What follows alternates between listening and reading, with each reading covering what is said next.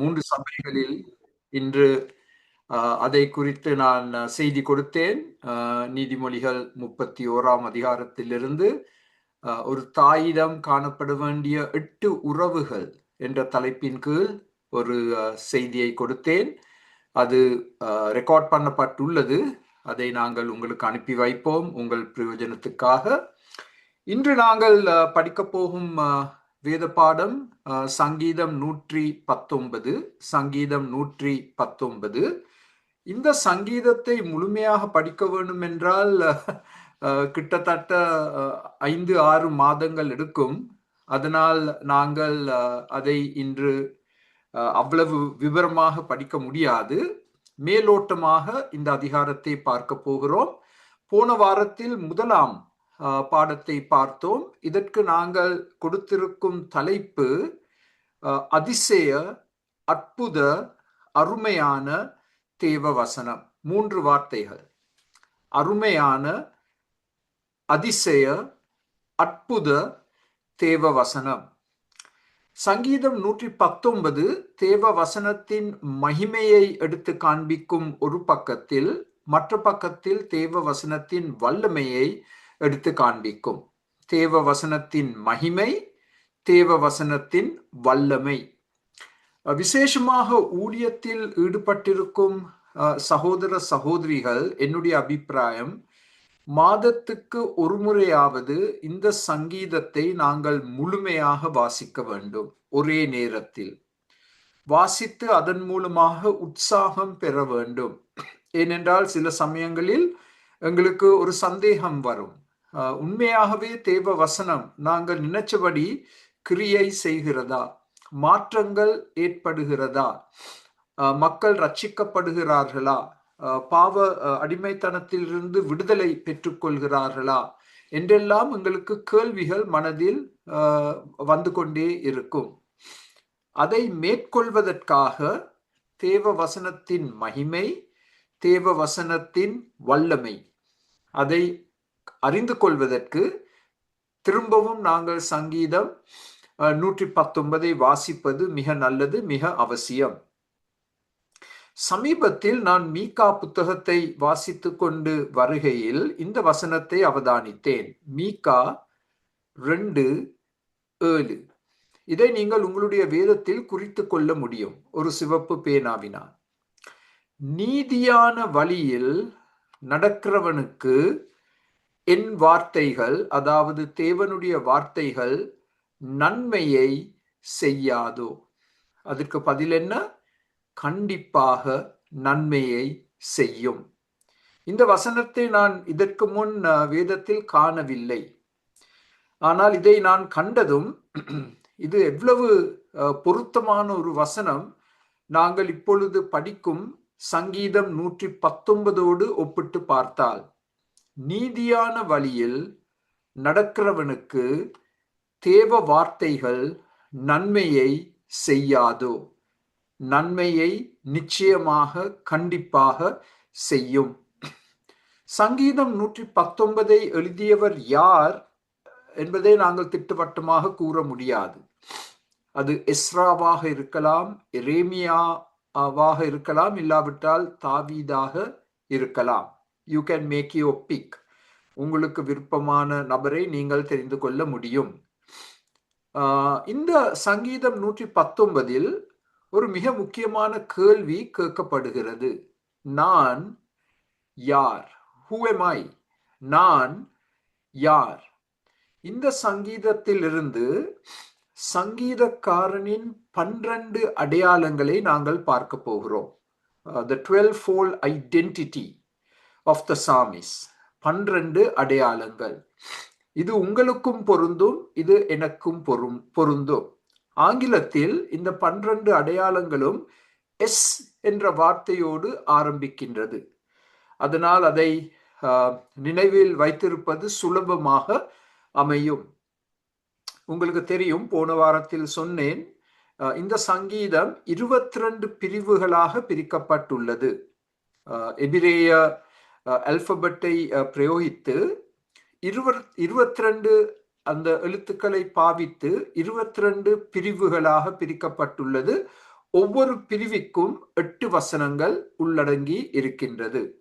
அதையும் ஞாபகத்தில் வைத்துக் கொள்ளுங்கள். அது ஏன் அப்படி எழுதப்பட்டது, பிரிக்கப்பட்டது? அதை மனப்பாடம் செய்வதற்காக. இது எவ்வளவு பெரிய சவால்! சங்கீதம் 119 மனப்பாடம் செய்வது. 22 பிரிச்சா அதை நிச்சயமாக மனப்பாடம் செய்ய முடியும். நான் யார்? போன வாரம் நாங்கள் 3 அடையாளங்களை பார்த்தோம். ஸோ அடுத்த ஸ்லைடில் நாங்கள் அதை எங்கள் ஞாபகத்துக்காக உங்களுக்கு காண்பிக்க போகிறோம். முதலாவது, நான் யார்? நான் பரதேசி, இல்லாவிட்டால் அந்நியன்.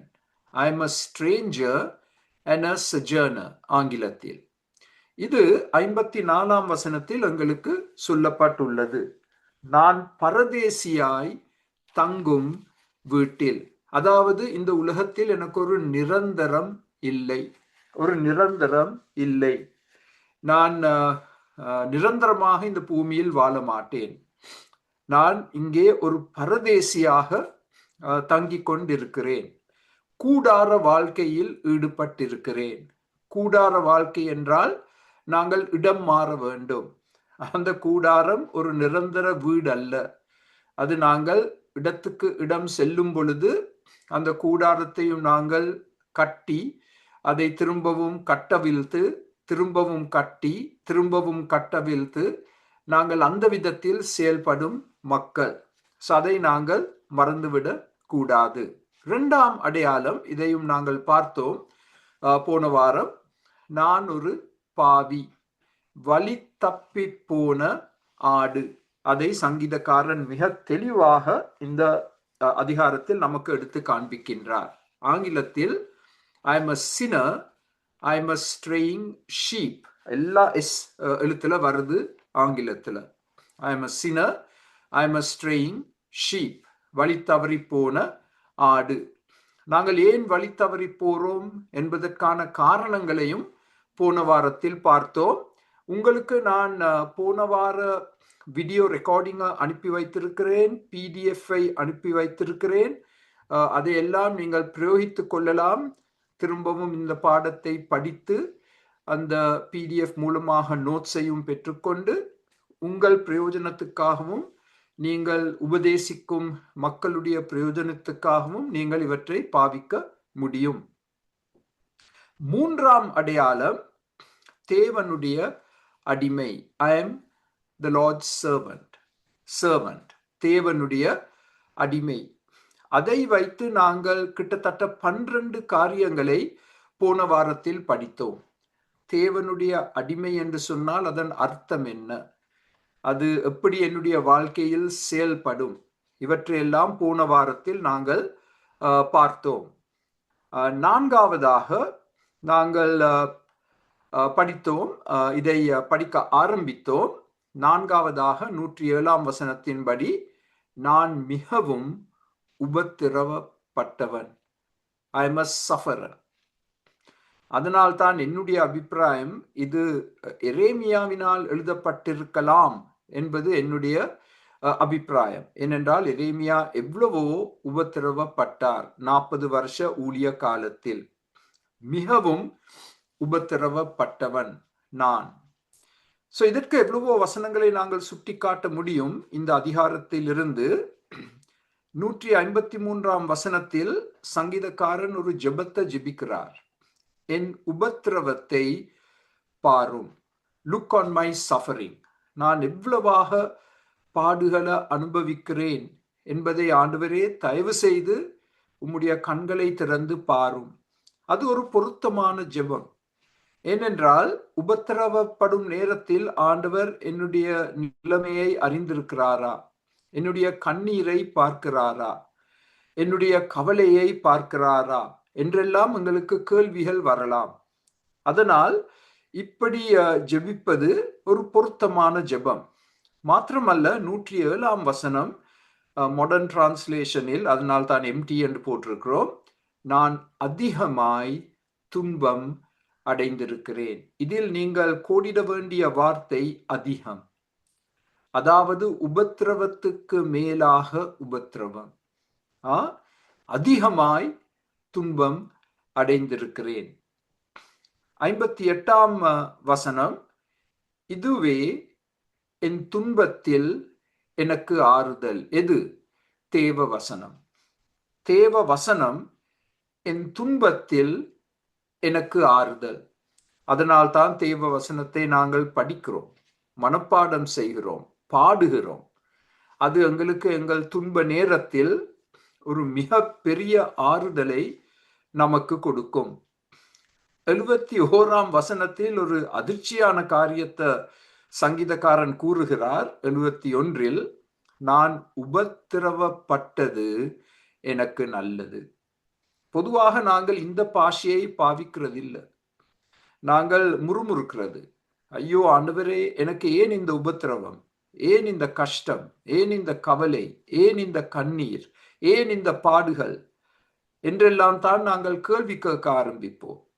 இங்கே சங்கீதக்காரன் சொல்றார், நான் உபத்திரவப்பட்டது எனக்கு நல்லது. ஏன்? அது என்னை இன்னும் அதிகமாக ஆண்டவரோடு ஒரு நெருங்கிய உறவுக்குள் கொண்டு வந்துள்ளது. அது எவ்வளவு உண்மை!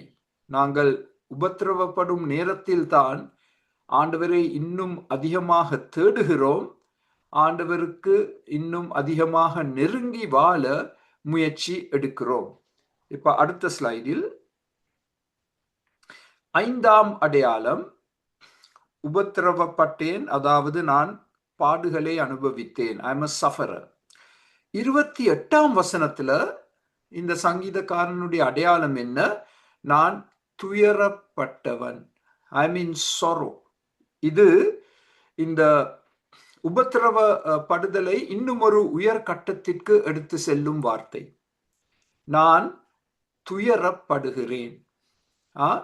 92ஆம் வசனத்தில், என் துக்கத்தில் அழிந்து போயிருப்பேன். தாங்க முடியாத துக்கம், தாங்க முடியாத கவலை, கண்ணீர். அந்த கட்டத்தில் நான் அழிந்து போயிருக்க வேண்டும்.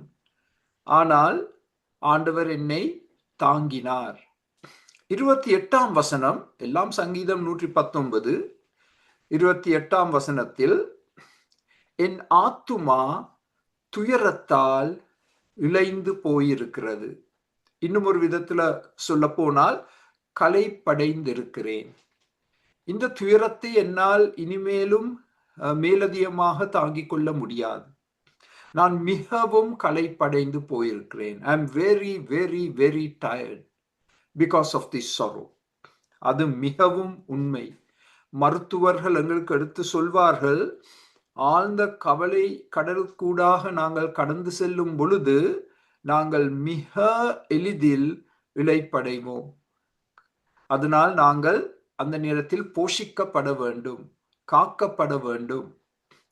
82ஆம் வசனத்தில் சங்கீதக்காரன் ஒரு கேள்வியை கேட்கிறார், எப்பொழுது என்னை தேற்றுவீர்?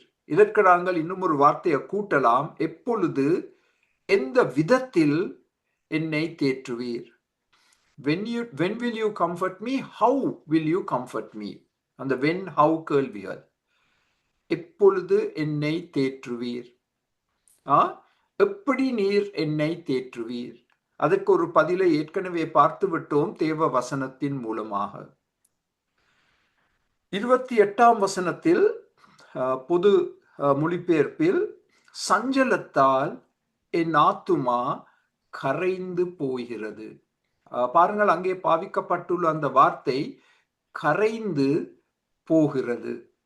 அதாவது என்னுடைய ஆத்துமாவுக்கு ஒரு உறுதி இல்லை. அது ஒரு எழுந்து நிற்க முடியாத நிலைமைக்கு கொண்டு வரப்பட்டுள்ளது. இந்த துயரத்தால் என்னுடைய ஆத்துமா, சரீரம் மாத்திரம் பாதிக்கப்படாது, ஆத்துமா கூட பெரிய விதத்தில் பாதிக்கப்படும். எங்களுடைய துன்ப கவலை நேரத்தில் என் ஆத்துமா கரைந்து போகிறது. எப்படி பனிக்கட்டி சூடேறும் பொழுது கரைந்து போகிறதோ, தண்ணியாக மாறுகிறதோ, அதே போல் ஒரு நிலையற்ற நிலைமைக்கு என் ஆத்துமா தள்ளப்பட்டுள்ளது. 143ஆம் வசனத்தில் சங்கீதக்காரன் கூறுகிறார், கஷ்டமும் துன்பமும் என் மீது வந்தன. துன்பத்தின் மேல் துன்பம், கஷ்டத்தின் மேல் கஷ்டம் என்னை சந்தித்துக் கொண்டே வருகிறது. எனக்கு எப்பொழுது சமாதானம் வரும்? இதிலிருந்து நான் எப்பொழுது விடுதலை பெறுவேன்? அதுதான் சங்கீதக்காரனுடைய கேள்வி. 83ஆம் வசனத்தில் ஒரு வரைபடத்தை நமக்கு கொடுக்கிறார். நான் புகைக்குள் இருந்து சுருங்கி போகும் திராட்சரச தோப்பை போன்று உள்ளது. திராட்சரசத்தை சேகரித்து வைப்பதற்காக இந்த தோப்புகள் பாவிக்கப்படும். அது புகையின் காரணமாக சுருங்கி போய் அது வாடிப்போன ஒரு நிலைமையில் இருக்கும். தன் வாழ்க்கையை அதற்கு ஒப்பிடுகிறார். இந்த தாங்க முடியாத துயரங்களின் காரணமாக என்னுடைய வெளி உருவத்தை பார்த்தால் அது சுருங்கி போன ஒரு திராட்சை தோப்பைக்கு போல் ஒப்பாய் இருக்கின்றது. இது எவ்வளவு உண்மை! நாங்கள் ஒரு நபருடைய முகத்தோற்றத்தை பார்த்து ஒரு முடிவுக்கு வரலாம். ஒரு நபருடைய கண்களை பார்த்து அது சிவப்பா இருந்தால் இவர் சரியாக அழுதிருக்கிறார் என்று எங்களால் சொல்ல முடியும். அந்த முகம் கொஞ்சம் வீங்கி இருந்தால் இது துயரத்தின் காரணமாக வீங்கிய நிலைமையில் காணப்படும் ஒரு முகம். அதனால் முகத்தோற்றத்தை வைத்து ஒருவருடைய ஆத்தும நிலைமையை நாங்கள் ஓரளவு அறிந்து கொள்ள முடியும். அந்த முகத்தோற்றத்தை வைத்து ஒரு செய்தி எங்களுக்கு கொடுக்கப்படுகிறது, வார்த்தைகள் இல்லாத செய்தி. அப்ப நாங்கள் அந்த கேள்வியை கேட்கலாம். உங்களை பார்க்கும் பொழுது நீங்க சரியா துன்பத்துல இருக்கிற மாதிரி எனக்கு தெரியுது, என்ன நடக்குது, உங்களோட வாழ்க்கையில் என்ன நடக்குது என்று நாங்களே அப்படிப்பட்ட கேள்விகளை கேட்க ஆரம்பிக்கலாம் அந்த முகத்தோற்றத்தை வைத்து. அது ஊழியக்காரராகி எங்களுக்கு ஒரு மிக முக்கிய பாடம். ஒருவருடைய முகத்தோற்றத்தை வைத்து நாங்கள் வரக்கூடிய முடிவுகள், அதை வைத்து நாங்கள் கேட்கக்கூடிய கேள்விகள். இப்ப அடுத்த ஸ்லைடில்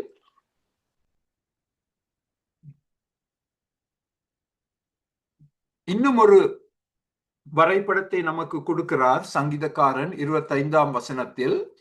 நான் தூசியில் வீழ்ந்து கிடக்கிறேன், தூசியில் வீழ்ந்து கிடக்கிறேன், நான் மிகவும் அவமானப்பட்ட நிலைமைக்கு தள்ளப்பட்டிருக்கிறேன்.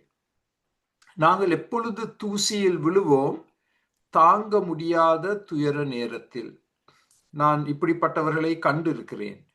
நிலத்தில் விழுந்து அந்த தூசியில் தங்களுடைய முகம் புதைக்கப்பட்டு தூசியை எடுத்து தங்களுடைய தலையின் மேல் கூட வீசுவார்கள். அது ஆழ்ந்த துயரத்தை எடுத்து காண்பிக்கும் ஒரு நிலைமை. யோபு ஆழ்ந்த துயரத்துக்கூடாக செல்லும் பொழுது அவர் தூசியின் மேல் உட்கார்ந்து கொண்டிருந்தார் என்று நாங்கள் வேதத்தில் வாசிக்கின்றோம். சாம்பலின் மேல் உட்கார்ந்து கொண்டிருந்தார். ஆழ்ந்த துயர நேரத்தில் நாங்கள் செய்யும் காரியங்கள். இப்ப 6வது அடையாளம் இந்த சங்கீதக்காரனை குறித்து, முழு மனதோடு தேவனை தேடிய சங்கீதக்காரன். He was a seeker of God. There you have your 6th S word. Seeker of God. முழு மனதோடு இந்த கஷ்டத்தின் மத்தியில், துன்பத்தின் மத்தியில், இந்த வேதனையின் மத்தியில், உபத்திரவத்தின் மத்தியில் அவர் தேவனை தேடுவதிலிருந்து விலகவில்லை. இது எங்களுக்கு ஒரு மிக பெரிய பாடம். எவ்வளவு கஷ்டங்கள் துன்பங்கள் வந்தாலும் நாங்கள் ஆண்டவரை இன்னும் ஆழமாக அவரை நாங்கள் தேட வேண்டும். சங்கீதம் 119 3 வசனங்களை பாருங்கள்.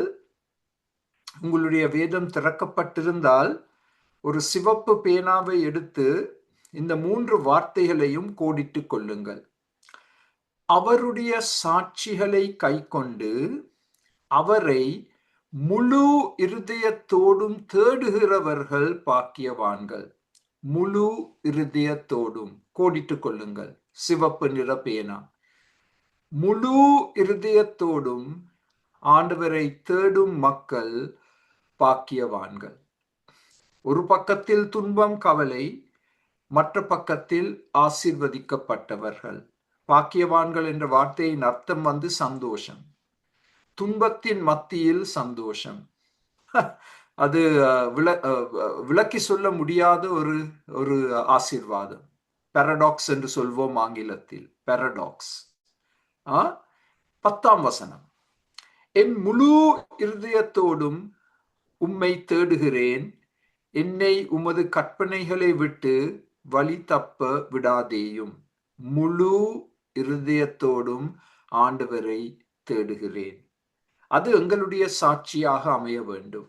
என்ன கஷ்டம் துன்பம் வந்தாலும் நான் ஆண்டவரை முழு இருதயத்தோடும் தேடுகிறேன். 58ஆம் வசனத்தில் முழு இருதயத்தோடும் உம்முடைய தயவுக்காக கெஞ்சுகிறேன், உமது வாக்கின்படி எனக்கு இரங்கும். எவ்வளவு பொருத்தமான ஒரு ஜெபம்.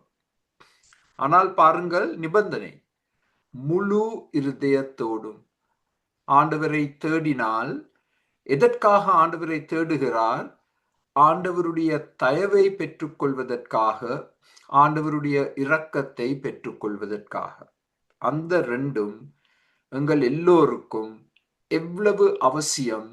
எங்கள் கஷ்ட துன்ப நேரங்களில் தேவனுடைய தயவு, தேவனுடைய இரக்கங்கள். இந்த முழு மனதோடு ஆண்டவரை தேடுதல் என்று சொன்னால் ஆண்டவருக்கு முதலிடம் கொடுப்பது, அதுதான் அர்த்தம். ஆண்டவருக்கு முதலிடம் கொடுப்பது. மற்ற எல்லா காரியங்களையும் ஒரு பக்கத்தில் தள்ளி வைத்து என்னுடைய முழு கவனத்தையும் ஆண்டவர் மேல் செலுத்த போகிறேன். அதுதான் முழு மனதோடு அவரை தேடுதல் என்ற சத்தியத்தின் அர்த்தம். அது அநேக முறை செய்வதற்கு கஷ்டம். ஏனென்றால் எங்களுடைய மனதை ஆட்கொள்வது எங்களுடைய கவலை, துன்பம், துயரம், உபத்திரவம். அப்படிப்பட்ட நேரத்தில் எப்படி அதை பக்கத்தில் வைத்து ஆண்டவரை முழு மனதோடு கவன சிதறல் இல்லாமல் அவரை தேடுவது? அது சுலபமான காரியம் அல்ல. ஆனால் ஆண்டவர் எங்களுக்கு இறங்குவார், கிருபை கொடுப்பார் அந்த விதமாக ஆண்டவரை தேடுவதற்கு. சங்கீதக்காரனுடைய 7ஆம் அடையாளம் 7ஆம் வசனத்தின்படி நேர்மையான இருதயம் உள்ளவன். நேர்மையான இருதயம் உள்ளவன். இதில் ஆங்கிலத்தில் சொல்ல போனால் he had a sincere straight heart. நேர்மையான இருதயம், அதாவது கோணல் இல்லாத நிலை, not twisted, கோணல் இல்லாத நிலை. அதாவது சங்கீதக்காரன் தன்னுடைய உள்ளத்தை சோதித்து பார்க்கும் பொழுது அவனுடைய உள்ளத்தில் ஏதாவது பாவங்கள் அவனை மேற்கொள்ளாமல் அவனை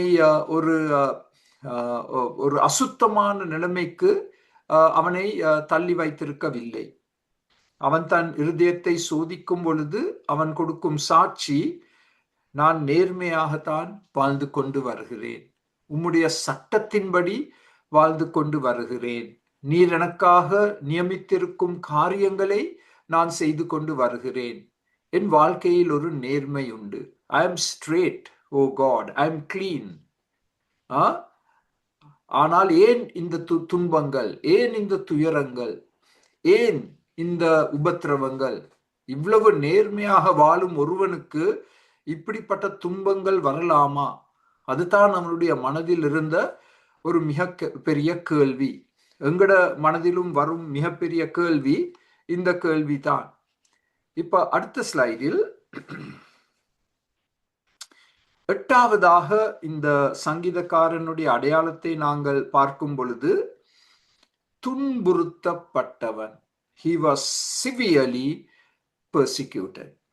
இந்த முழு சங்கீதத்தின் ஒரு முக்கிய முக்கிய முக்கிய பின்னணி, சங்கீதக்காரன் மிகவும் துன்புறுத்தப்பட்டவன். சத்தியத்திற்காக, தேவ வசனத்திற்காக எழுந்து நின்றபடியால் அவன் மிகவும் துன்புறுத்தப்பட்டான். persecuted.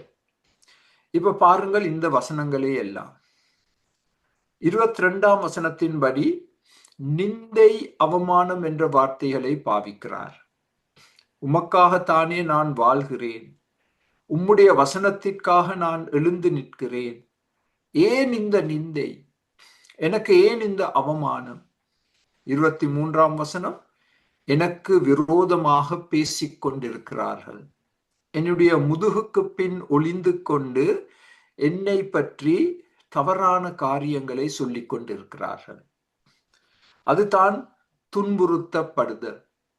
ஆண்டவருக்காக எழுந்து நிற்கிறேன், ஆனால் என்னுடைய முதுகுக்கு பின்பாக ரகசியமாக என்னை குறித்து பிழையான காரியங்களை, கருத்துக்களை தெரிவித்துக் கொண்டிருக்கிறார்களே, அது எவ்வளவு பெரிய ஒரு வேதனையை கொண்டு வரும். 39ஆம் வசனத்தில் நான் அஞ்சுகிற நிந்தை எனக்கு வந்துவிட்டது. எங்கள் எல்லாருக்கும் சில பயங்கள் இருக்கு. இது அந்த பயங்களில் ஒன்று. என்னுடைய வாழ்க்கையில் நிந்தை அவமானம் வருமா தேவ வசனத்தின் காரணத்துக்காக? நான் அஞ்சுகிற நிந்தை என் மேல் வந்து விட்டது. அதை என்னால் தாங்கிக் கொள்ள முடியாது. 42ஆம் வசனத்தில் என்னை நிந்திக்கிறவர்கள், இதுதான் என்னுடைய எதிரிகள், சிலுவையின் எதிரிகள், தேவ வசனத்தின் எதிரிகள், அவர்கள் என்னை நிந்திக்கிறார்கள். 51ஆம் வசனத்தில் ஒரு முக்கிய வார்த்தையை நீங்கள் கவனித்துக் கொள்ள வேண்டும். அகந்தைக்காரர் என்னை மிகவும் பரியாசம் பண்ணினார்கள். மிகவும் என்ற வார்த்தை, அதனால்தான் ஆங்கிலத்தில் அந்த சிவியர்லி பெர்சிக்யூட்டட் என்ற வார்த்தையை நான் பாவித்திருக்கிறேன். மிகவும் மிகவும் துன்புறுத்தப்பட்டவன். மிகவும். எரேமியாவாக இருந்தால் எரேமியாவை கொலை செய்வதற்காக முயற்சிகள் எடுக்கப்பட்டது. அவரை ஒரு கிணற்றிற்குள் தூக்கி எறிந்தார்கள், அந்த கிணத்தில் அவர் சாக வேண்டும் என்று. மிகவும் பரியாசம் பண்ணினார்கள், என்னை பார்த்து சிரித்தார்கள், கேலி செய்தார்கள். I became the butt end of jokes. ஆங்கிலத்தில் சொல்ல போனால் I became the butt end of jokes. என்னை வைத்து அவர்கள் நகைச்சுவை செய்ய ஆரம்பித்தார்கள். மிகவும் பரியாசம் பண்ணினார்கள். 61ஆம் வசனத்தில் இதெல்லாம் சங்கீதம் 119, துன்மார்க்கரின் கூட்டங்கள் என்னை கொள்ளை இடுகிறார்கள். இங்கே அவதானிக்க வேண்டிய வார்த்தை கூட்டங்கள், குழுக்கள், கும்பல்கள். இது ஒரு நபர் மூலமாக வந்த துன்புறுத்தல் அல்ல, இது ஒரு கூட்டம், கும்பல் மூலமாக வந்த துன்புறுத்தல். அவர்கள் என்னை கொள்ளை இடுகிறார்கள், என்னிடத்தில் இருக்கும் பொருட்களை பறித்தெடுக்கிறார்கள், என்னுடைய வீட்டை தாக்குகிறார்கள், என்னுடைய பொருட்களை களவு செய்கிறார்கள், என்னுடைய வாகனத்தை உடைத்து போட்டு விட்டார்கள், என்னுடைய வாகனத்தை திருடி இருக்கிறார்கள் என்றெல்லாம் நவீன முறையில் நாங்கள் இதை எடுத்து சொல்ல முடியும். துன்மார்க்கரின் கூட்டங்கள் என்னை கொள்ளை இடுகிறார்கள். இப்ப அடுத்த ஸ்லைடில் 71ஆம் 78ஆம் வசனத்தில் அகங்காரிகள் எனக்கு விரோதமாய் பொய்களை பிணைக்கிறார்கள். இங்கே நீங்கள் கோடிட வேண்டிய வார்த்தை பொய்கள். இதில் ஆச்சரியத்துக்கு இடமில்லை. பிசாசு எல்லா பொய்களுக்கும் தகப்பன். அப்ப ஆண்டவருடைய ஊழியக்காரருக்கு விரோதமாக பொய்களை பரப்புவது பிசாசின் ஒரு முக்கிய நோக்கம். அதை குறித்து ஆச்சரியப்பட வேண்டாம், கவலைப்பட வேண்டாம். அது நிச்சயமாக நடக்கும் ஒரு காரியம். ஆண்டவரை குறித்தே பொய்களை சொன்னார்கள். அப்ப நாங்க எப்படி தப்பித்துக் கொள்ள முடியும்? சங்கீதக்காரன் நேர்மையாக வாழ்ந்தான், தேவ வசனத்தின் மகிமைக்காக வாழ்ந்தான். ஆனாலும் அவனுக்கு விரோதமாக பொய்கள் பிணைக்கப்பட்டது. 84ஆம் வசனத்தில் இப்போ சங்கீதக்காரன் ஒரு கேள்வியை கேட்கிறார். என்னை துன்பப்படுத்துகிறவர்களுக்கு நீர் எப்பொழுது நியாய தீர்ப்பு செய்வீர்? நீர் நீதியின் தேவன் அல்லவா? நீதியை சரிக்கட்டும் தேவன் அல்லவா? நீதியை சரிக்கட்டும் தினம் உண்டு என்று ஏசாயா புத்தகத்தில் நாங்கள் வாசிக்கவில்லையா? அப்ப ஏன் நீர் நீதியை கொண்டு வராமல் இருக்கிறீர்? எப்பொழுது என்ற கேள்வி. வென் எவ்வளவு காலம்தான் நான் இப்படி இந்த துக்கத்தில் வாழ்ந்து கொண்டிருப்பது? 40 வருஷ காலமாகவா எரேமியா இதை எழுதியிருந்தான்? எப்பொழுது நியாயம் தீர்ப்பு செய்வீர்? 85ஆம் வசனத்தில் அகங்காரிகள் எனக்கு குழிகளை வெட்டினார்கள். அந்த காலத்தில் பாவிக்கப்பட்ட ஒரு முறைமை, குழிகளை வெட்டி அந்த குழிகளை மூடி வைத்திருப்பார்கள். அப்ப நீங்க அதுக்கு மேல நடக்கும் பொழுது சடுதியாக அந்த குழிக்குள் விழுந்து மறிக்கலாம். இல்லாவிட்டால் அந்த குழியிலிருந்து வெளியே வராமல் நீங்கள் தவித்து கொண்டிருக்கலாம். உணவில்லை, தண்ணீர் இல்லாமல் கஷ்டப்படுவது, அப்படிப்பட்ட ஒரு சூழ்நிலை. என்னை கைப்பற்றுவதற்காக, என்னை கொல்லுவதற்காக அகங்காரிகள், என்னுடைய விரோதிகள், தேவ வசனத்தின் விரோதிகள், சிலுவையின் விரோதிகள் எனக்கு குழிகளை வெட்டினார்கள். அதை மூடி மறைத்து வைத்திருக்கிறார்கள். நான் எவ்வளவு கவனமாக நடக்க வேண்டும்? 86ஆம் வசனம், அநியாயமாய் என்னை துன்பப்படுத்துகிறார்கள். இந்த சோதனைகள் வரும் பொழுது நான் என்னை சோதித்து பார்த்தேன். நான் ஏதாவது தவறு செய்திருக்கிறேனா? இந்த கஷ்டங்கள் வருவதற்கு, இந்த துன்பங்கள் வருவதற்கு நான் ஏதாவது தவறு செய்திருக்கிறேனா? ஆனால் ஆண்டவரே, நான் எவ்வளவோ என்னை சோதித்து பார்த்தும் ஒரு தவறை கூட என்னால் கண்டுபிடிக்க முடியவில்லை. அநியாயமா, காரணம் இல்லாமல் என்னை துன்பப்படுத்துகிறார்கள். கர்த்தராகிய இயேசு கிறிஸ்துவை ஏன் துன்பப்படுத்தினார்கள்? அதுக்கு காரணம் கொடுக்கப்பட்டுள்ளது வேதத்தில், மார்க்ஸ் விசேஷ புத்தகத்தில். யூத மத தலைவர்கள் பொறாமையின் காரணமாக, எரிச்சலின் காரணமாக ஆண்டவரை குற்றம் சாட்டி அவரை சிலுவை மரணத்துக்கு ஒப்பு கொடுத்தார்கள். எவ்வளவு பயங்கரமான 2 பாவங்கள்! எரிச்சல், பொறாமை. எரிச்சல், பொறாமை. அது இன்றும் நடக்கிறது. ஆண்டவர் உங்களை பாவிக்கும் விதத்தை சிலர் பார்த்து அதை ஏற்றுக்கொள்ள முடியாமல் பொறாமைப்பட்டு, எரிச்சல் பட்டு உங்களுக்கு விரோதமாக பரப்பும் பொய் செய்திகள். அநியாயமாய் என்னை துன்பப்படுத்துகிறார்கள். 95ஆம் வசனத்தில் சங்கீதக்காரன் தொடர்ந்து அவனுடைய துன்புறுத்தலை எடுத்து சொல்லும் பொழுது, துன்மார்க்கர்கள் என்னை அழிக்க காத்திருக்கிறார்கள். அங்கே நீங்கள் கவனிக்க வேண்டிய வார்த்தை அழிக்க. அதனால்தான் 85ஆம் வசனத்தில் அவர்கள் குழிகளை வெட்டி வைத்திருந்தார்கள்.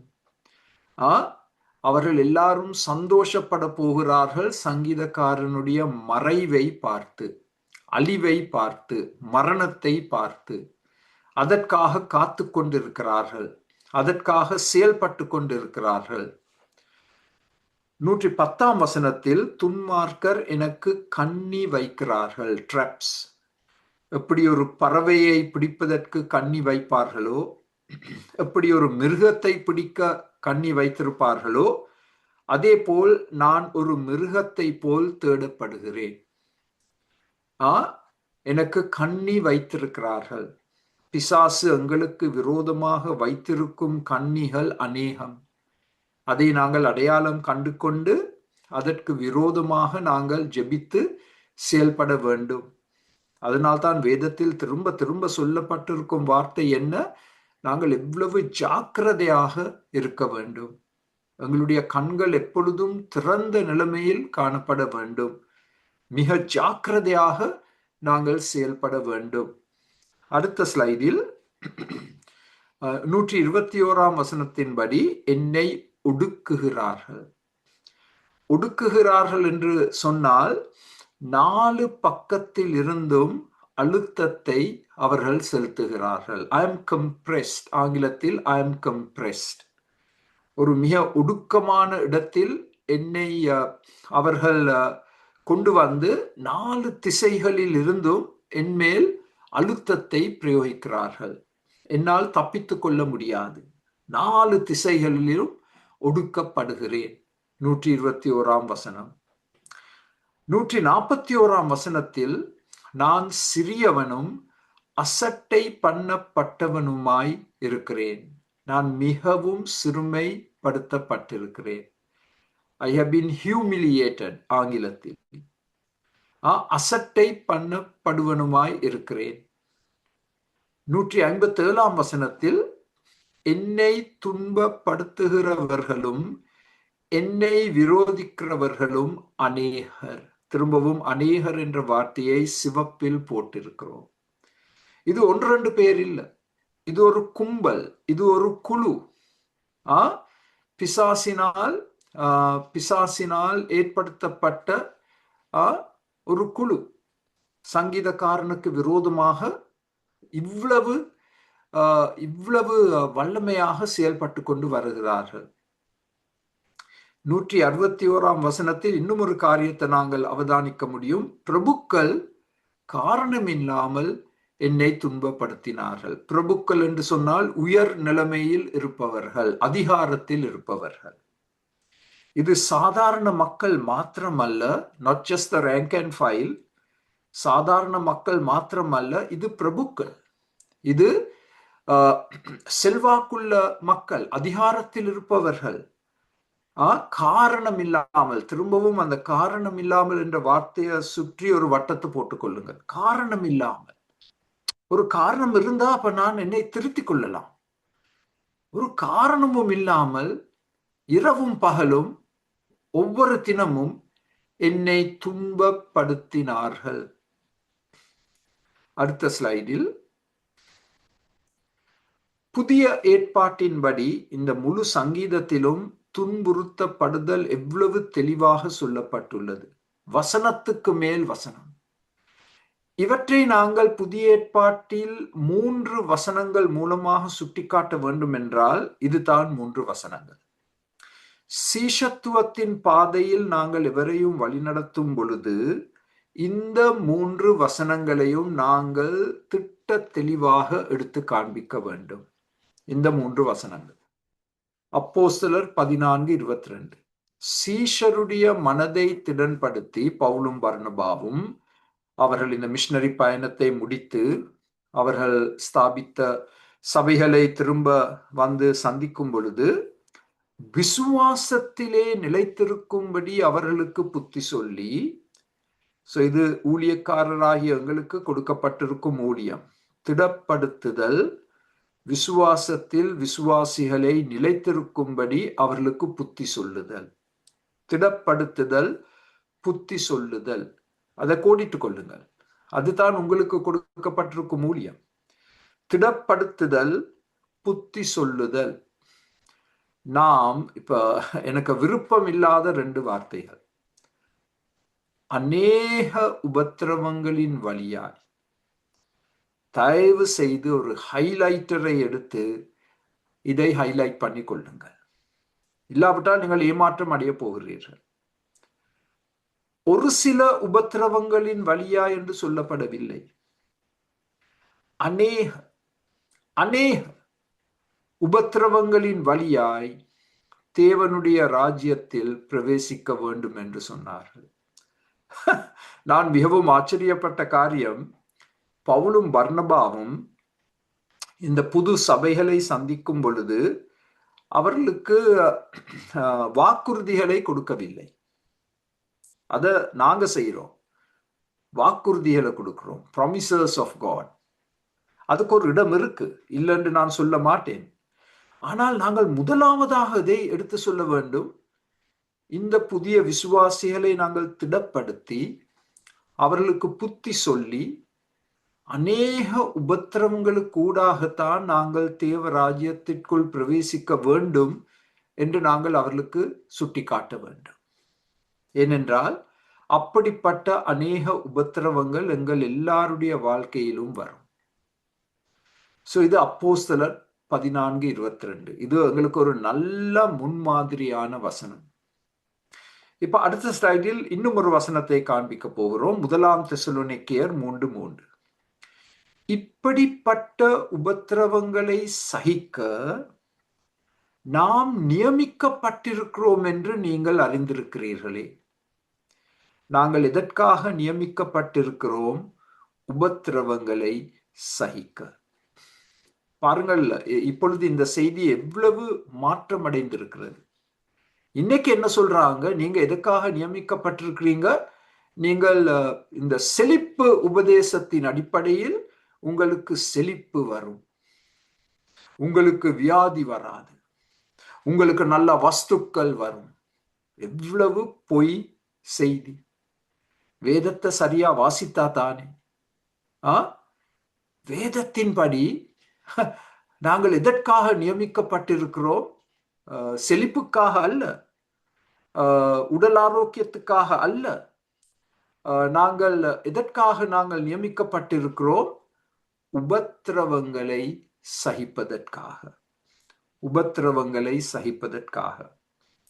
இந்த வாரத்தில் எனக்கு தெரிந்த ஒரு சபை, அந்த சபையில் ஊழியம் செய்யும் ஒரு மிஷனரி குடும்பம், ஒரு அருமையான மிஷனரி குடும்பம், எவ்வளவோ தியாகங்களை செய்து அவர்கள் நற்செய்தியை உலகமெங்கும் பரப்ப வேண்டும் என்ற நோக்கத்தோடு ஒரு குடும்பமாக செயல்பட்டு கொண்டு வந்தார்கள். இந்த வாரத்தில் எங்களுக்கு ஒரு திடுக்கிடும் செய்தி வந்தது. அந்த குடும்பத்தில் இருந்த 21 வயது மகன் தன்னுடைய நித்திரையில் காலமானார். எங்கள் எல்லாருக்கும் ஒரு மிக பெரிய அதிர்ச்சி செய்தியாக இந்த செய்தி வந்தது. அப்ப இப்ப அநேக கேள்விகள் கேட்கப்படுது. இந்த குடும்பம் ஆண்டவரை நேசிக்கும் குடும்பம். இந்த குடும்பம் எவ்வளவோ ஊழியத்துக்காக தங்களை அர்ப்பணித்த குடும்பம், எவ்வளவோ தியாகங்களை செய்த குடும்பம். அவர்களுக்கு ஏன் இப்படிப்பட்ட ஒரு மாபெரும் துயரம், தாங்கிக் கொள்ள முடியாத துயரம்? 21 வயது மகன் தன்னுடைய படுக்கையில் நித்திரை அடைவது, கர்த்தருக்குள் நித்திரை அடைவது. சர்மையானவர்களே, இப்படிப்பட்ட செய்திகளை தான் நாங்க கேட்க போறோம் இன்னும் அதிகமாக. ஏன்? 1 தெசலோனிக்கேயர் 3:3 நாங்கள் உபத்திரவங்களை சகிப்பதற்காக நியமிக்கப்பட்டிருக்கிறோம். அதை மறக்க வேண்டாம். இந்த வசனங்களை தான் நாங்கள் சுட்டி காட்ட வேண்டும், விசேஷமாக புது விசுவாசிகளுக்கு. இப்ப பாருங்கள், இன்னும் ஒரு வசனம். இந்த 3 வசனங்களையும் எங்கேயாவது எழுதி வைத்து நீங்கள் அதை மறக்க வேண்டாம். 2 தீமோத்தேயு 3:12. அன்றியும் கிறிஸ்து இயேசுவுக்குள் தேவ பக்தியாய் நடக்க மனதாய் இருக்கிற யாவரும் செழிப்படைவார்கள். அப்படியா சொல்லியிருக்கு? நல்ல உடல் ஆரோக்கியத்தை அனுபவிப்பார்கள். அப்படியா சொல்லியிருக்கு? பெரும் செல்வங்கள் அவர்களை வந்து சேரும். அப்படியா சொல்லியிருக்கு? இல்லையே. அன்றியும் கிறிஸ்து இயேசுவுக்குள் தேவ பக்தியாய் பரிசுத்தமாய் நடக்க மனதாய் இருக்கிற யாவரும், யாவரும் என்ற வார்த்தையை சுற்றி ஒரு வட்டத்தை போட்டுக்கொள்ளுங்கள். யாவரும் துன்பப்படுவார்கள். No exceptions. ஆங்கிலத்துல நோ எக்ஸெப்ஷன்ஸ். யாரும் இதுக்கு விதிவிலக்கு அல்ல, எல்லாருக்கும் வரும். இந்த துன்புறுத்தல் எங்கள் எல்லாருக்கும் வரும், ஏதோ ஒரு உருவத்தில் வரும். அருமையானவர்களே, சங்கீதம் 119 நாங்கள் படிக்கும் பொழுது புதிய ஏற்பாட்டில் இருந்து இந்த 3 வசனங்களையும் நாங்கள் எங்கள் மனதிற்குள் எடுத்துக்கொண்டு அதை நாங்கள் ஞாபகப்படுத்திக் கொள்ள வேண்டும். அப்போஸ்தலர் 14:22, 1 தெசலோனிக்கேயர் 3:3, 2 தீமோத்தேயு 3:12. இப்ப அடுத்த ஸ்லைடில் இந்த துன்புறுத்தல் வரும் நேரத்தில் நாங்கள் என்ன செய்ய வேண்டும், என்ன செய்யக்கூடாது? when you are persecuted, நாங்கள் ஆச்சரியப்படக்கூடாது. ஆண்டவர் எங்களுக்கு எச்சரிக்கை கொடுத்திருக்கிறார், முன்னறிவிப்பு கொடுத்திருக்கிறார். So don't be shocked. ஆச்சரியப்பட வேண்டாம். 2வது, அசைக்கப்பட வேண்டாம். உங்களுடைய விசுவாசத்திலிருந்து அசைக்கப்பட வேண்டாம். இதற்காக நாங்கள் நியமிக்கப்பட்டிருக்கிறோமே, அசைக்கப்பட வேண்டாம். Don't be shaken. Don't be shocked. Don't be shaken. 3வது, அதைரியப்பட வேண்டாம். Don't be discouraged. அதைரியப்பட வேண்டாம். ஐயோ, ஆண்டவருக்காகத்தானே நான் வாழ்ந்து கொண்டு வருகிறேன், ஏன் எனக்கு இப்படிப்பட்ட சூழ்நிலை, ஏன் எனக்கு இப்படிப்பட்ட துன்புறுத்தல்? அதைரியப்பட வேண்டாம். நான்காவது, பின்வாங்க வேண்டாம். ஆண்டவரை விட்டுவிட வேண்டாம். ஆண்டவரை குறை சொல்ல வேண்டாம். தயவு செய்து உங்களுடைய மனதில் இதை நீங்கள் எழுதி வைக்க வேண்டும். ஆண்டவரை குறை சொல்ல வேண்டாம். இதற்காக நாங்கள் நியமிக்கப்பட்டிருக்கிறோம், அதை மறந்துவிட வேண்டாம். பின்வாங்க வேண்டாம், பின்வாங்க வேண்டாம். எபிரேயர் 12 படி இப்படிப்பட்ட நேரங்களில் நாங்கள் எங்கள் ஆண்டவரை நினைவு கூற வேண்டும்.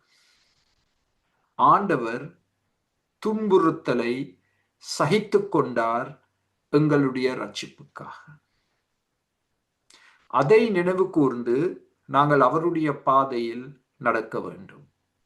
எங்கள் ரட்சிப்புக்காக ஆண்டவர் எவ்வளவு பாடுகளை அனுபவித்தார், எவ்வளவு துன்புறுத்தப்பட்டார் எங்கள் ரட்சிப்புக்காக. அதனால் நாங்கள் ஆத்தும ஆதாய ஊழியத்தில் ஈடுபட்டிருந்தால் எங்களுக்கும் இப்படிப்பட்ட நிந்தைகள் வரும், துன்புறுத்தல் வரும். ஆச்சரியப்பட வேண்டாம், அசைக்கப்பட வேண்டாம், அதைரியப்பட வேண்டாம், பின்வாங்க வேண்டாம், ஆண்டவரை குறை சொல்ல வேண்டாம். ஆண்டவரை நினைவு கூறுங்கள். சிலுவை காட்சியை உங்கள் கண்களுக்கு முன்பாக எப்பொழுதும் வைத்திருங்கள். சிலுவை காட்சிகளை எப்பொழுதும் உங்கள் கண்களுக்கு முன் வைத்திருங்கள். இப்ப அடுத்த ஸ்லைடில் அது 8ஆம் அடையாளம், மிகவும் துன்புறுத்தப்பட்டான். 9வது சங்கீதக்காரனுடைய அடையாளம், his identity, 46ஆம் வசனத்தின்படி தேவ வசனத்தை வெட்கப்படாமல் பேசினான். Speaking unashamedly the word of God. So அது ஒரு மாபெரும் சிலாக்கியம். எவ்வளவு நெருக்கம் எங்கள் வாழ்க்கையில் வந்தாலும் பயமில்லாமல், வெட்கப்படாமல் தேவ வசனத்தை எல்லோருக்கும் எடுத்து சொல்வது, அது எங்களுடைய பொறுப்பு, அது எங்களுக்கு கொடுக்கப்பட்டிருக்கும் ஊழியம். அதனால் தான் இவ்வளவு ஆழமாக நாங்கள் வேதத்தை கற்றுக்கொண்டு வருகிறோம். இந்த வேதத்தில் நாங்கள் நிலைத்திருந்து நாங்கள் சந்திக்கும் ஒவ்வொருவரையும் நாங்கள் அவர்களுக்கு தேவ வசனத்தை எடுத்து சொல்வது. that is your identity. அதுதான் உங்களுடைய அடையாளம். I am a mouthpiece of God. நான் தேவனுடைய செய்தியை அவருக்காக எடுத்து சொல்லும் தேவனுடைய குரல். I am the voice of God. நான் தேவனுடைய குரல். எங்கு சென்றாலும் என் மூலமாக மக்கள் தேவ குரலை கேட்க வேண்டும். ஒவ்வொரு நாளும் மக்கள் பிசாசின் குரலை கேட்டுக்கொண்டிருக்கிறாங்க. வானொலி மூலமாக, டிவி மூலமாக மக்கள் பிசாசின் பொய்களை கேட்டுக்கொண்டிருக்கிறாங்க. நாங்கள் தேவ சத்தியத்தை எடுத்து சொல்லும் மக்கள், பயமில்லாமல், வெட்கப்படாமல் தேவ சத்தியத்தை எடுத்து சொல்லும் மக்கள் நாங்கள். அது எங்கள் அடையாளம். 10வது இந்த சங்கீதக்காரனுடைய அடையாளம், எங்கள் அடையாளம், தேவ துதிகளை பாடினான். He was a singer of God's praises. இப்ப இந்த 10ஆம் குறிப்பை வைத்து பார்த்தால் இந்த சங்கீதம் தாவீதினால் எழுதப்பட்டிருக்க முடியுமோ? ஏனென்றால் தாவீது மிகவும் திறமையாக தேவ துதிகளை பாடிய ஒருவன். சோ எங்களுக்கு ஷுவரா சொல்ல முடியாது. He was a singer of God's praises. இவ்வளவு துன்பங்கள் வந்த போதிலும், கஷ்டங்கள் வந்த போதிலும் அவன் தேவனை மறக்கவில்லை, தேவ வசனத்தை மறக்கவில்லை, அவன் மௌனமாக இருக்கவில்லை. அருமையானவர்களே, பிசாசு எங்களை எப்பொழுதும் மௌனமாக்க வகை தேடிக்கொண்டிருக்கிறான். The devil wants to silence us. எங்கள் குரலை இல்லாமலாக்க முயற்சி எடுக்கிறான். எங்கள் குரலை இல்லாமலாக்க முயற்சி எடுக்கிறான். சோ ஒரு பக்கத்தில் நாங்கள் தேவ வசனத்தை பிரசங்கிக்க வேண்டும், அதை குறித்து சாட்சி கொடுக்க வேண்டும். மற்ற பக்கத்தில் நாங்கள் தேவ துதிகளை பாட வேண்டும். இந்த வசனங்களை பாருங்க. 54ஆம் வசனம், நான் பரதேசியாய் தங்கும் வீட்டிலே. பாத்தீங்களா, அந்த வார்த்தை திரும்பவும் வருது, பரதேசி. எனக்கு ஒரு நிரந்தர வீடு இல்லை இந்த பூமியில். நான் பரதேசியாய் தங்கும் வீட்டிலே உமது பிரமாணங்கள் எனக்கு கீதங்கள் ஆயின. இன்னும் ஒரு விதத்துல சொல்ல போனா, தேவ வசனத்தை பாட்டாக பாடினான். அதை நான் உற்சாகப்படுத்துகிறேன். Singh God's word. Speak God's word, but also sing God's word. தேவ வசனத்தை நாங்கள் எடுத்துரைக்க வேண்டும் ஒரு பக்கத்துல, மற்ற பக்கத்துல தேவ வசனத்தை நாங்கள் பாட்டாக பாட வேண்டும். இன்று இயக்கப்படும் அநேக பாடல்கள் தேவ வசனங்கள் உள்ளடக்கப்படாத பாடல்கள். அதுல அர்த்தம் இருந்த போதிலும் இந்த தேவ வசனம் உள்ளடக்கப்படும் பாடல்களில் தான் பெரிய வல்லமை இருக்கு. உமது பிரமாணங்கள், உம்முடைய சத்தியங்கள், உம்முடைய நியாய தீர்ப்புகள், உம்முடைய குணங்கள் எனக்கு கீதங்கள் ஆயின. சங்கீதக்காரன் பாட்டு பாட ஆரம்பித்தான். தன்னுடைய உபத்திரவத்தின் மத்தியில் குரல் கொடுத்தான். 108ஆம் வசனம், கர்த்தாவே என் வாயின் உற்சாக பலிகளை நீர் அங்கீகரித்து உமது நியாயங்களே எனக்கு போதித்தரலும். இங்கே நீங்கள் அவதானிக்க வேண்டிய வார்த்தை உற்சாக பலிகள். நாங்கள் தேவனுக்கு துதிப்பாடல்களை எங்களுடைய கஷ்ட நேரங்களில் பாடும் பொழுது அது ஒரு பலி. ஆண்டவருக்கு நாங்கள் செலுத்தும் ஒரு பலி. It's a sacrifice. மிக கஷ்டமான நேரங்களில் நாங்கள் தேவனை பாட்டின் மூலமாக மகிமைப்படுத்தும் பொழுது அது ஒரு பலி, செலுத்தப்படும் ஒரு பலி. அதை எப்படி நாங்கள் செலுத்த வேண்டும்? உற்சாகத்தோடு செலுத்த வேண்டும். உற்சாக பலி. அதை எங்களால் சொல்ல முடியுமா? அதை என்னால் சொல்ல முடியுமா? நான் தேவ துதிகளை பாடும் பொழுது அது உற்சாக பலியா? Very good question to ask. கேட்கப்பட வேண்டிய ஒரு மிக முக்கியமான கேள்வி. என்னுடைய துதிப்பாடல்கள் என் வாயின் உற்சாக பலிகளா?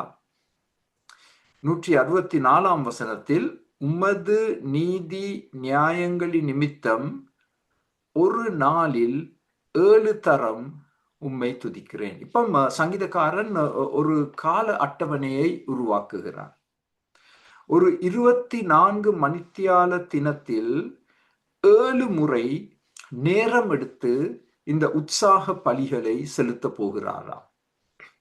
இப்ப என்னுடைய கணிதம் சரி என்றால், இந்த 8ஐ நாங்கள் இந்த 24 மணித்தியாலத்தை 7ஆக நாங்கள் பிரித்து பார்த்தால், 7னால் பிரித்து பார்த்தால், ஒவ்வொரு 3 மணித்தியாலத்திலும் ஒரு முறையாவது நாங்கள் இந்த உற்சாக பலிகளை ஆண்டவருக்கு செலுத்த வேண்டும்.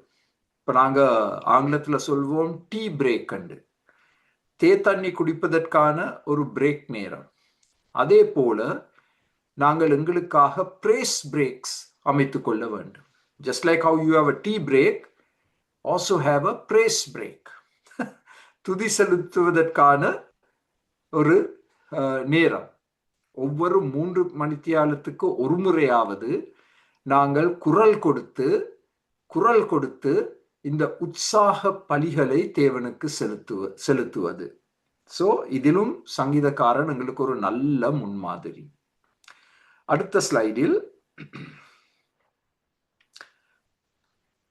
ஸ்லைடில் தொடர்ந்து இந்த தேவனை துதிப்பவன், சிங்கர் ஆஃப் காட்ஸ் பிரேஸ் என்பதை பார்க்கும் பொழுது இன்னும் 2 வசனங்கள். 171, உம்முடைய பிரமாணங்களை நீர் எனக்கு போதிக்கும் பொழுது என் உதடுகள் உமது துதியை பிரஸ்தாபப்படுத்தும். பாருங்க, கனெக்ஷனை பாருங்க, தொடர்பை பாருங்க. உம்முடைய பிரமாணங்களை நீர் எனக்கு போதிக்கும் போது. இன்னும் ஒரு விதத்துல சொல்ல போனால், தேவ வசனம் எனக்கு போதிக்கப்படும் பொழுது அதன் விளைவு எதா இருக்க வேண்டும்? என் உதடுகள் உமது துதியை பிரஸ்தாபப்படுத்தும். இது என்னுடைய தனிப்பட்ட கருத்து. நான் நினைக்கிறேன் எங்களுடைய ஆராதனைகளில் we have got the order reversed. அந்த ஒழுங்கை நாங்கள் மாற்றி அமைத்திருக்கிறோம். நாங்கள் அரைமணி தியானம் செலுத்துகிறோம் துதிப்பாடல்களை பாட. அதற்கு பிறகு தேவ வசனம். அதற்கு பிறகு ஆமேன் என்று சொல்லி எல்லாரும் வடையும் தேத்தனையும் குடிக்க ஓடுவாங்க. இந்த வசனத்தின் அடிப்படையில் முதலாவதாக வர வேண்டியது தேவ வசனம் போதிக்கப்படுவது. ஸோ இன்று ஒரு சபையில் நான் பிரசங்கம் செய்யும் பொழுது அந்த காலம் எனக்கு மிகவும் குறுகியதாக இருந்தபடியால் நான் அவர்களிடம் வேண்டிக் கொண்டேன், ஐயோ தயவு செய்து எனக்கு அந்த கூட்டத்தை ஆரம்பிக்கும் பொழுதே எனக்கு பிரசங்க நேரத்தை கொடுத்து விடுங்கள். ஏனென்றால் எனக்கு காலையில் 8 மணிக்கு ஒரு ஆராதனை இருந்தது, பிறகு 10:30 மணி. ஸோ அவர்கள் அதை ஏற்றுக்கொண்டு எனக்கு சரியா 10:30 மணிக்கு ஸ்டார்ட் பண்ணும்போது 45 நிமிஷம் கொடுத்தாங்க தேவ வசனத்தை எடுத்து சொல்வதற்கு. அதற்கு பிறகுதான் அவங்க துதிப்பாடல்களை பாட போறாங்க. அதுதான் சங்கீதம் 119, 171 வசனம். ஸோ முதல் தேவ வசனம் போதிக்கப்பட வேண்டும். அதன் ஒரு விளைவாக தேவனுக்கு கொடுக்கும் மறுமொழி, என் உதடுகள் உமது துதியை பிரஸ்தாபப்படுத்தும். 175 வசனத்தின்படி, என் ஆத்துமா பிழைத்திருந்து உம்மை துதிக்க கடவது. என் ஆத்துமா பிழைத்திருந்து, சரீரம் மறிக்கலாம், ஆத்துமா நிரந்தரமாக வாழும். எதற்காக? தேவனை துதிப்பதற்காக. அதனால்தான் பூமியில் ஆரம்பமாகும் துதிகள் பரலோகத்தில் பரிபூர்ணம் அடையும். திரும்ப சொல்றேன், கவனமாக கேளுங்கள். பூமியில் ஆரம்பிக்கப்படும் எங்கள் துதிகள் எவ்வளவு குறைவுபட்டிருந்தாலும் அது பரலோகத்தில் பூர்ணப்படுத்தப்படும். So all the praises we sing here on earth, though they are very defective, they are going to find their perfection in heaven. அந்த தினத்திற்காக நாங்கள் எவ்வளவு ஆவலாக காத்திருக்கிறோம். தேவ தூதர்களோடு ஒன்று சேர்ந்து ஒரு பரிபூர்ணமான விதத்தில் தேவனை துதிப்பது. சோ 10வது சங்கீதக்காரன் யார்? அவன் தேவனை துதிக்கும் ஒருவன். Singer of God's praises. 11ஆம் காரியம், இந்த சங்கீதக்காரன் யார்? அவன் ஒரு நண்பன். இப்ப நாங்க இன்னைக்கு சொல்வோம் சகோதரன் சகோதரி என்று. சங்கீதக்காரன் பாவிக்கும் வார்த்தை நண்பன். ஆங்கிலத்தில், in English I have used the word selective friendship. That S word is very important. Selective friendship. அதாவது எல்லாரையும் நான் என் நண்பர்களாக ஏற்றுக்கொள்ள முடியாது. நான் வாலிபர்கள் மத்தியில் ஊழியம் செய்யும் பொழுதெல்லாம் இந்த ஒரு வசனத்தை நான் அவர்களுக்கு திரும்ப திரும்ப சுட்டி காட்டுவேன். சங்கீதம் 119:63. தயவு செய்து குறித்துக் கொள்ளுங்கள். இப்ப பாருங்க சங்கீதக்காரன் என்ன சொல்றார் என்று. உமக்கு பயந்து உமது கட்டளைகளை கை கொள்ளுகிற அனைவருக்கும் நான் தோழன். சோ நாங்கள் இந்த நெருங்கிய நண்பர்களை தெரிந்தெடுக்கும் பொழுது அவர்களிடத்தில் 2 குணாதிசயங்கள் காணப்பட வேண்டும். ஒன்று, அவர்கள் தேவனுக்கு பயந்து நடக்க வேண்டும். 2வது, அவர்கள் ஆண்டவருடைய வசனத்துக்கு கீழ்ப்படிய வேண்டும். Those are the 2 conditions. Those who fear God and those who obey God. So முதலாம் நிபந்தனை என்ன? நான் யாரை என்னுடைய நண்பனாக தெரிந்தெடுக்க போகிறேன்? Selective friendship. தேவனுக்கு பயந்து நடப்பவர்கள். அதே சங்கீதம் 74ஆம் வசனத்தில், நான் உம்முடைய வசனத்திற்கு காத்திருக்கிறபடியால் உமக்கு பயந்தவர்கள் என்னை கண்டு சந்தோஷப்படுவார்கள். தேவனுக்கு பயந்து நடக்கிறவர்கள் நான் தேவ வசனத்தை எவ்வளவு நேசிக்கிறேன், அந்த வசனத்திற்காக நான் எவ்வளவு ஆவலோடு காத்திருக்கிறேன் என்பதை அவர்கள் கண்டு அவர்கள் சந்தோஷப்பட போகிறார்கள். இப்ப அடுத்த ஸ்லைடில் 2ஆம் நிபந்தனை கொடுக்கப்பட்டுள்ளது. தேவனுக்கு கீழ்ப்படிந்து நடப்பவர்கள், தேவ வசனத்தின்படி தங்கள் வாழ்க்கையை எடுத்து செல்பவர்கள். அப்படிப்பட்ட 2 குணாதிசயங்கள் இருப்பவர்களைத்தான் எங்களுடைய நெருங்கிய நண்பர்களாக நாங்கள் தெரிந்தெடுக்க வேண்டும். நண்பர்கள் எங்களுக்கு அவசியம். நண்பர்கள் இல்லாமல் எங்கள் வாழ்க்கையை நாங்கள் வாழ முடியாது. அது உங்களுக்கு நல்லா தெரியும். சோ 2 விதமான நண்பர்கள் எங்களுக்கு இருக்க வேண்டும். ஒன்று ஆண்டவருடைய நற்செய்தியை எடுத்து கூறி ஆண்டவரை அறியாத நண்பர்களை ஆண்டவர் பக்கத்தில் திசை திருப்புவது, அது அவசியம். So we have to have unbelievers as our friends. அவர்களை ஆண்டவர் பக்கத்தில் வழி நடத்துவதற்கு. ஆனால் ஒரு நெருங்கிய முறையில் உறவு கொண்டாடுவதற்கு, ஐக்கியம் வைப்பதற்கு இந்த 2 குணாதிசயங்கள் உள்ளவர்களை தான் எங்கள் நண்பர்களாக நாங்கள் தெரிந்தெடுக்க வேண்டும். தேவனுக்கு பயந்து நடப்பவர்கள், தேவ வசனத்திற்கு கீழ்ப்படிந்து நடப்பவர்கள். அவர்கள் உங்களுடைய நெருங்கிய நண்பர்களாக இருந்தால் உங்களுடைய வாழ்க்கையில் பெரிய தவறுகள் நடக்காது. அவர்கள் உங்களுக்கு பாதுகாப்பு. They are your protection. அவர்கள் தேவ வசனத்தை சுட்டி காட்டி உங்களுக்கு சொல்வார்கள், நீ இந்த பாதையில நடக்க வேண்டும், அந்த தீர்மானத்தை எடுக்காது, இந்த பாதையில நீ நட என்று அவர்கள் அதை சுட்டி காட்டுவார்கள். அது 11ஆம் அடையாளம், செலக்டிவ் ஃப்ரெண்ட்ஷிப். இப்ப பாருங்கள் 12வது காரியம். இதோடு இன்றைய பாடத்தை முடிப்போம். இந்த சங்கீதக்காரன் ஒரு ஜெப வீரன். He is a supplicator, prayer warrior, supplicator, ஜெப வீரன். பாருங்கள் 170ஆம் வசனம். அதனால் தான் இந்த படத்தை நாங்கள் போட்டிருக்கிறோம் திரையில். என் விண்ணப்பம் உமது சந்நிதியில் வருவதாக, உம்முடைய வார்த்தையின்படி என்னை விடுவித்தருளும். என்னுடைய எல்லா இக்கட்டுகளில் இருந்தும், உபத்திரவத்தில் இருந்தும், இந்த துன்புறுத்தலில் இருந்தும், என்னுடைய எல்லா கவலைகளில் இருந்தும் என்னை நீர் விடுவித்தருளும். பொருத்தமான ஜெபம். ஆனால் அதற்கு முன் சங்கீதக்காரன் தன்னுடைய அடையாளத்தை வெளிப்படுத்துகிறார். என் விண்ணப்பம் உமது சந்நிதியில் வருவதாக. ஆண்டவரே, நான் ஒரு ஜெப வீரன். உம்முடைய பிரசன்னத்தில் நான் காத்திருந்து என் கைகளை விரித்து உம்மை நோக்கி நான் ஜெபிப்பேன். ஜெபித்து கொண்டே இருப்பேன், தொடர்ச்சியாக ஜெபிப்பேன், பதில் வரும் வரைக்கும் ஜெபிப்பேன். உம்முடைய கிருபை என் மேல் விழும் வரைக்கும் நான் ஜெபிப்பேன். எனக்கு உம்முடைய வழி நடத்துதலை காண்பிக்கும் வரைக்கும் நான் ஜெபிப்பேன். எனக்கு விடுதலை கொடுக்கும் வரைக்கும் நான் ஜெபிப்பேன், ஜெபித்து கொண்டே இருப்பேன்.